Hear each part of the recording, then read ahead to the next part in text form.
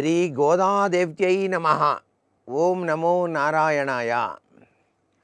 భగవంతుని అర్చించేటువంటి విధి విధానాల్లో భక్తితత్వంలో అనేక పద్ధతులు ఉన్నప్పటికీ కూడా ఆయన యొక్క నామ సంకీర్తనాన్ని అనుక్షణం కూడా స్మరించేటువంటి జీవితమే చాలా ఉత్తమోత్తమమైనటువంటి ప్రభావాన్ని ఇస్తుంది. భగవంతుని దగ్గరగా చేరటానికి ఈ నామ సంకీర్తనం చాలా విశిష్టవంతమైన ప్రభావాన్ని కలిగిస్తుంది అని చెప్పేసి ఆ గోవిందుడు యశోదమ్మకు జ్ఞానాన్ని ప్రసాదించాడు తన నోటిని తెరచి. ఏ విధంగా?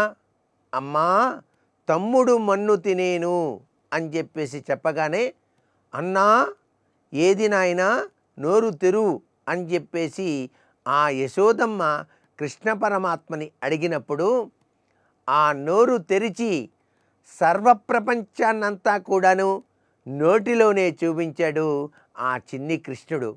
అప్పుడు ఆమె అచ్చరు పొందింది, ఆశ్చర్యపోయింది, మాట పెగలలేదు అంటూ అలాగే తన జన్మ రాహిత్యానికి స్వామివారు ఈ విధంగా తన కోరికను తీర్చటానికి తన ఇంట పిల్లవాడుగా ఇలా వచ్చాడా, ఆహా నా జన్మ ఎంత ధన్యమైందో కదా అని చెప్పేసి కూడా భావించింది.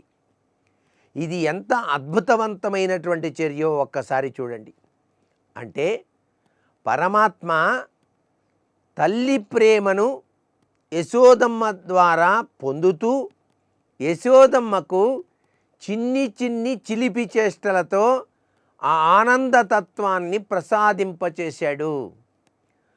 అమ్మ ప్రేమలో దాగిన మధుర భావాల్ని ఆయన చవిచూస్తూనే పుత్రుడు జన్మించినప్పుడు తల్లి ఎంత గొప్పగా ఆ మాతృత్వంలో ఉన్న మధురవంతమైనటువంటి భావనా తత్వాన్ని అర్థం చేసుకుంటుందో అనేటువంటి తత్వచింతనని కూడా మనకు విశదీకరిస్తూ ఇక్కడ దైవీ సంబంధమైనటువంటి శక్తులను కూడా స్వామివారు ప్రదర్శించారు ఈ చిన్ని గోపాల్ని విశేషాంశరీత్యా.